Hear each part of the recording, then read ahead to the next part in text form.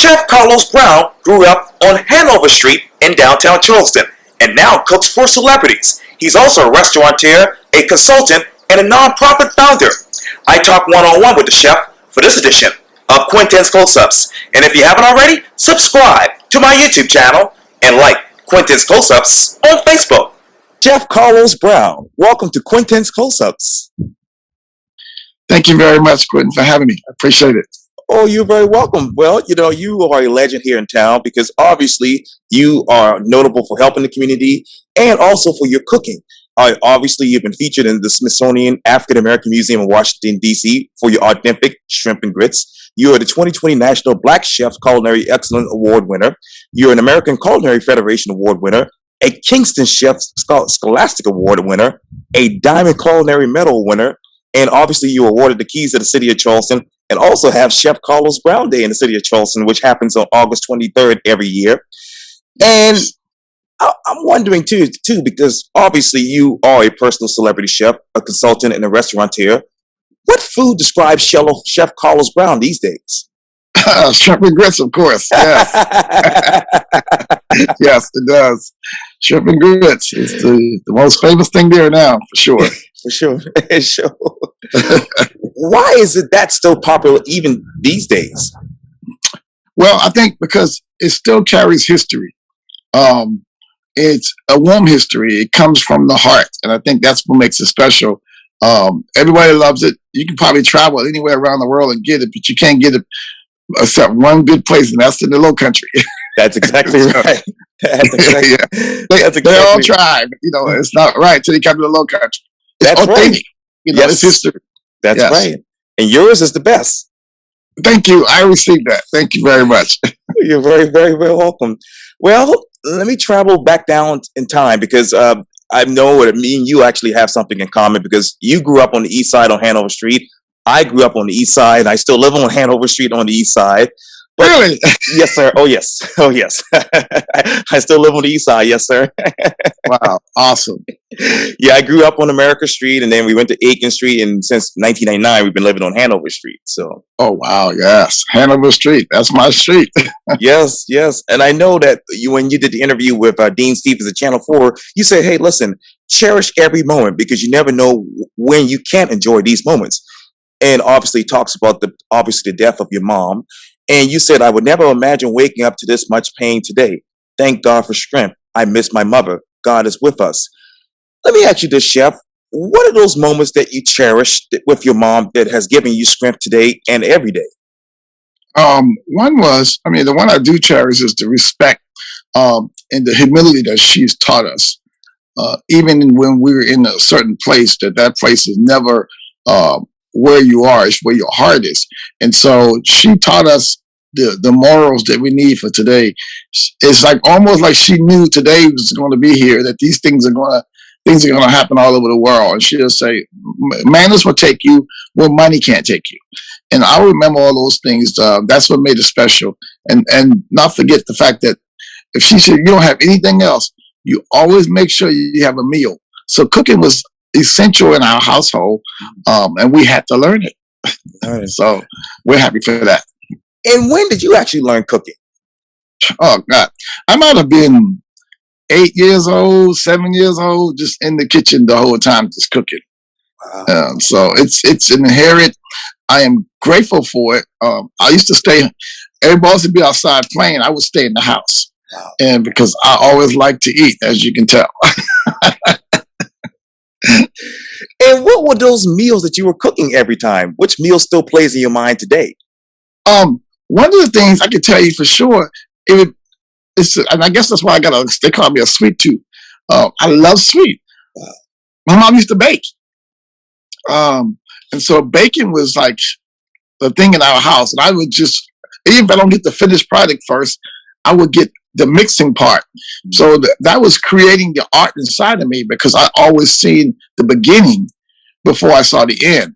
And so when I got the beginning of it, it's like, okay, I watch the ingredients go in, I get to taste everything. And I did not have a clue that was setting me up for today's success of being a chef. So, bread pudding was major, major. If you come to the shrimp and grits right now, bread pudding is major.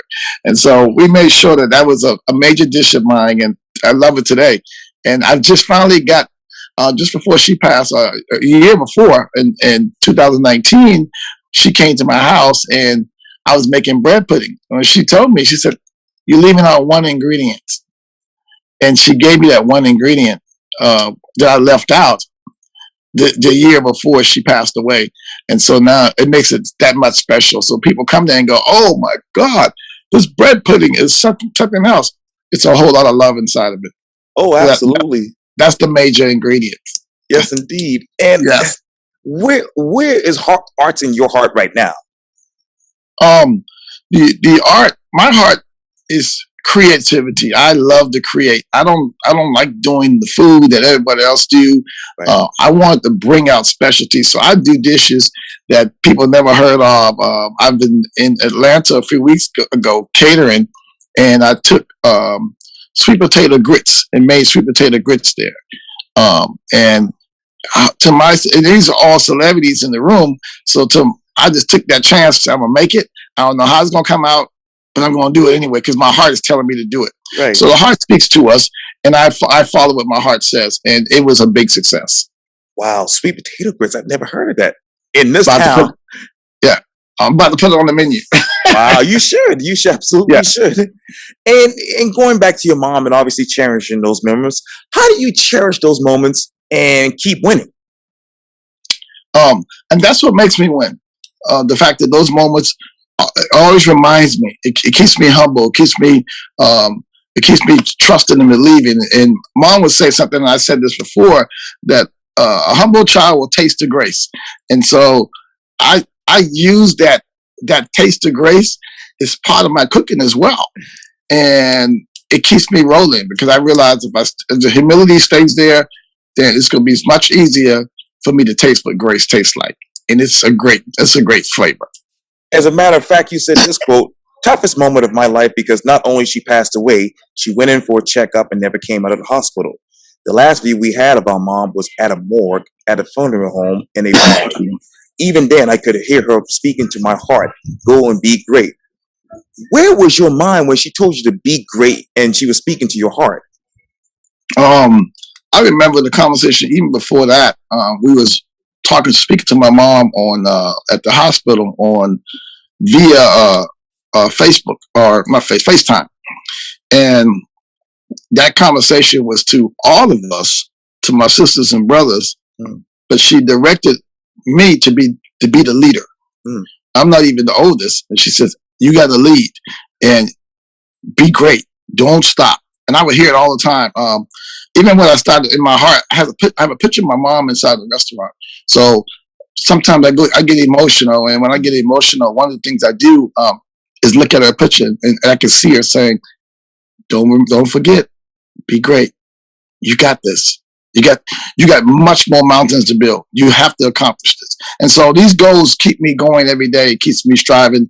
I get up early in the morning, and I'm always working, always creating. I'm an artist, and I believe that's, before I'm a chef, I'm an artist, and an artist always creates, even when he's sleeping. How do you separate being an artist and being a chef? The chef part, and I teach this to people. One part about being a chef is the business part of it. It's the paperwork, it's the inventory, it's those things that people don't want to. It's the stuff that we started out in elementary school doing. Taking care of numbers, learning math, English, and that's why I teach even children. I say, "Hey, listen, cooking is only 10% of it. 90% is all business." And so I separate the part that I do have to do the business, and then the other part is already inside of me, and that's the art part. Wow.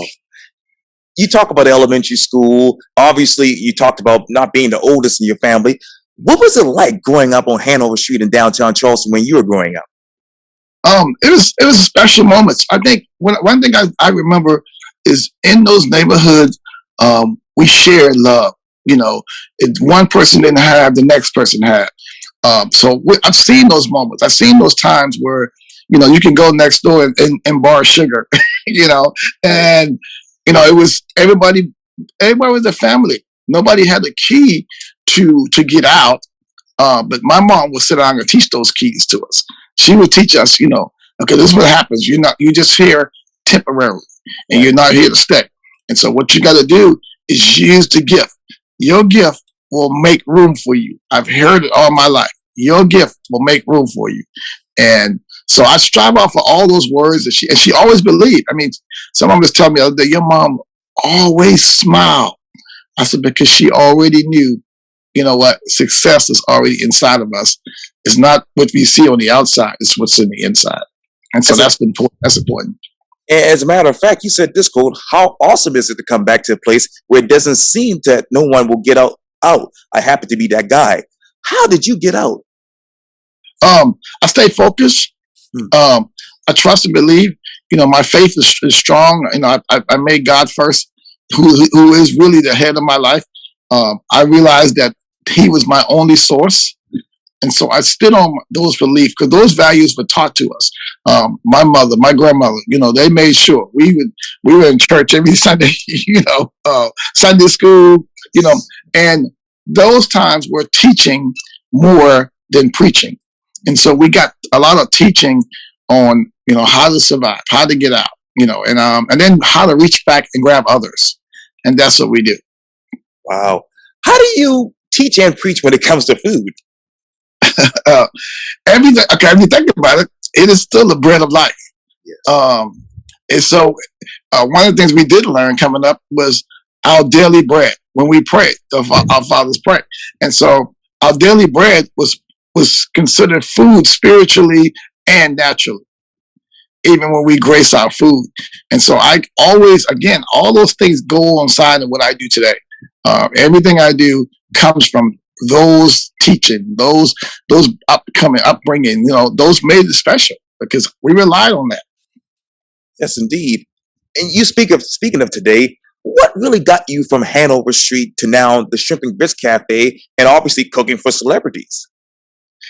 Well, I think sometimes I have to ask myself, because even when I got to New York, when I ended up in the Smithsonian, I looked back and said, man, how did I get to this point? But you got to still say it has to be the humility part, patience, and showing love and treating people how you want to be treated.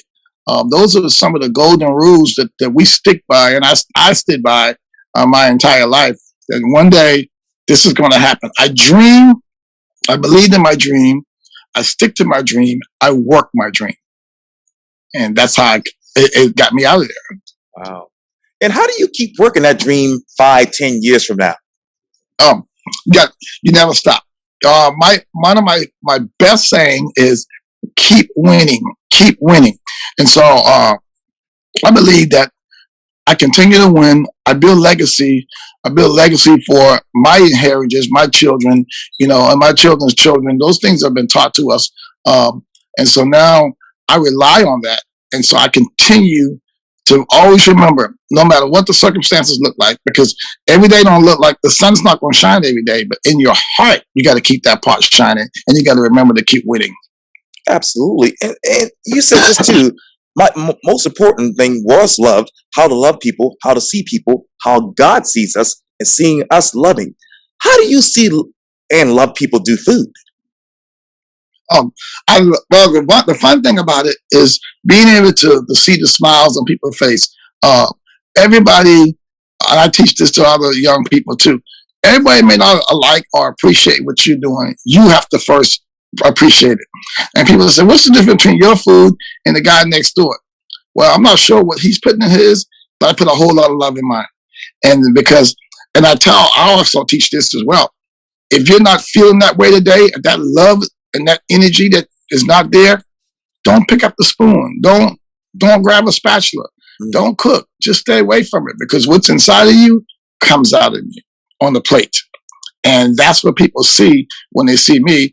Is the difference is when I make sure when I prepare something, what's in me comes out of what's inside of me. And I think that's important, that we cook with our heart. And so people can feel the love and they can taste the love. And that's what you want. And then to see the smiles on their face, it makes me happy. Absolutely. And obviously, you have cooked for Oprah, Viola Davis, Shaq, and Bo Jackson, among many other scores of notable people. If someone were to come and cook for you, what would you want to see on your table? um, they cook for me, and this is gonna be really funny. I love to see pork and beans and rice. That was my absolute favorite dish. Wow. Wow. I just had It's that like my what, dish. 2 weeks ago. Oh, really? That's a great dish. Yes, sir. You can't go wrong with that. Right. With the If you can make sauces, really good pork and beans, right. if you can make a really good pork and beans, you got to be right now. You got to make sure they have some onions inside there. You know, some caramelized onion and that good stuff going. Sausages. So I'm sausage. You got it. Yep. Don't have those stuff in them. Oh no, leave it alone. That's a great dish. Yes, it is. Absolutely. What is that one dish that you haven't made yet that you want to make? Oh my God, I'm not sure. I made everything just about. I made from Southern food to all kind of fine dining. Sure. I have the experience of doing it all. So I don't know if there's a dish that I haven't made. They made. I mean, I'm sure there is a few, but just to mention, I'm not sure that, because I've worked in both arenas. I worked in the smaller to the highest, and I've cooked for some of those people that eat high end food, and so Right. I've done it all. Yeah. How do you balance that humility with that? With serving these celebrities and being a hometown guy, serving people shrimp and grits and other foods. Well, one thing to teach in Charleston, we always were so, and I think that's all of us that are living in Charleston. We have that humility going on. We just enjoy being around people. People will tell you, especially in New York, you got to be from Charleston because you're always saying good morning, you're saying good afternoon. So we always had that respect.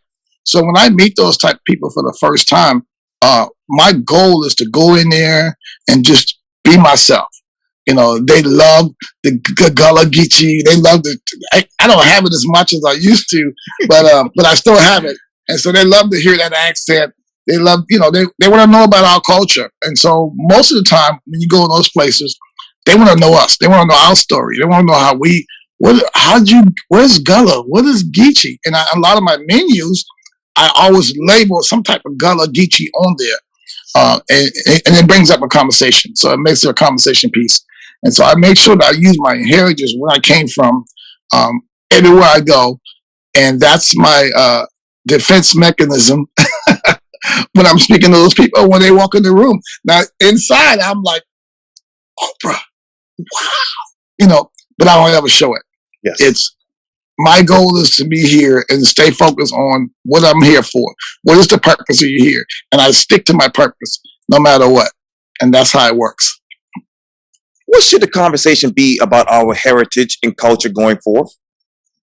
I think we should always reflect and remember, not just that we're remembering things that have happened in the past. We want to keep those things in mind because we have to teach it nowadays, because I think the youth today is not getting enough of the teaching of history and inheritance, so they're not able to really to relate or even appreciate where we came from, and even our parents and our forefathers, they don't have a clue. So I think it's so important that history becomes alive. Some of the history that are being taught is not real history, and we need to be able to go back to the ground roots and teach our children so they can learn how to move forward in life, because so many things are happening in our country and in our world. We need that strength. They need that strength. One of the things I always remember is that young people are called because of the strength, but the older people are called because of wisdom. And I think a lot of young people is lacking wisdom. So that's why it's important to keep the history going and talk about it and showcase it and then be proud of it. Some of it is pain, but, we all know that pain turns into gain, and so that's what we need to go back to. So it's important right now, every time. Absolutely. And everywhere I go, I use it. And I cook it in the kitchen. I talk about the history. I have to let them know something about, the Gullah and West Africa and those people that came in. And those they need to know. Yes, absolutely, absolutely. And who is Chef Carlos Brown in the actual kitchen? Actually, the nicest guy ever. You would think, because people see television and they think, chefs on TV are throwing the pans across the room and yelling and screaming, and it's a myth. It's not true. For some of us, I've seen kitchen where there have been, really irate chefs. Right. But I'm not one of those guys, because I believe in what I do is precious, is jewel, it's artwork. And so you got to treat it as that. Also, you want to teach others to be able to appreciate that you're not just here for a job, but you're here for an encounter. And so you want to give them an encounter. I make every effort to give my staff or people that's working with me an encounter of what art should be when it comes down to food. It's something that we do every day. It is essential. It's a part of our life. It's part of history. It's science. It's math. It's English. And so I make sure those teaching goes on every day. And that's who I am. I'm a teacher. I teach all the time. And how do you pass those encounters on to the young kids who look up to you and say, hey, I want to cook too? Yeah, well, you first got to start out letting them know that here is the part, the 10%. We're back to the 10% 90. So you got to know 10% is just cooking. I want you to learn the art. So when I go to schools and speak at schools, I tell them these teachers are the first. These are the first people that's going to challenge your life and make you successful. So that's why it's important that we respect those teachers and what they do. They work hard, to learn math and English and science and history, to learn those things, and even from going to the gym, because that's health and wellness. All those things we learn from elementary school. We need those in our everyday job, and including the kitchen, especially the kitchen, because if you put the wrong ingredients, it'll fail. We need the right ingredients in life as well as in the kitchen. And so I teach them that, and I teach them to make art. Just have fun with it. Make sure it's fun. You think too hard on it, you're gonna lose it. Just have fun. And so that's good. And they love it. Kids love it. Yes, that's amazing. Is there any kid that resembles you as a chef or as a kid growing up on Hanover Street? Do I know anybody that's a chef? I'm not sure. Not sure. I think I'm the only Hanover Street chef. Wow, that's amazing. Yes, but there will be some more soon, for sure. Yes. Oh, yes. Yes, indeed. Well, the Chef Carlos Brown, thank you so much for your time. And again, welcome to Quintin's Close-Ups. Thank you so much. I'm certainly happy to be here. We had a great time. Thank you. Thank you. Likewise. Oh, yes. Anytime. Oh, thank you. Thank you. I'll be calling on you again. I'm here. Yes, sir. Okay.